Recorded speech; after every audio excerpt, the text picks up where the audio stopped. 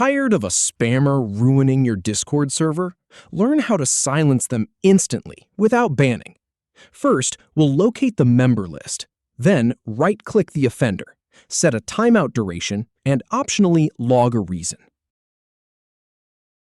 First, head to your Discord server and click the Show Member List button to see everyone.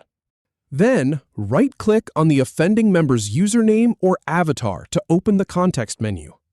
From the menu, select Timeout.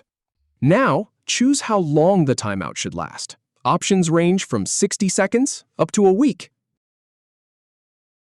If you'd like, you can add a reason for the timeout. This will be recorded in the server's audit log. Finally, click the Timeout button to apply it. If you have any feedback or if any info is inaccurate, please leave a comment below. We'll do our best to answer or redo the video if needed. Thanks for watching.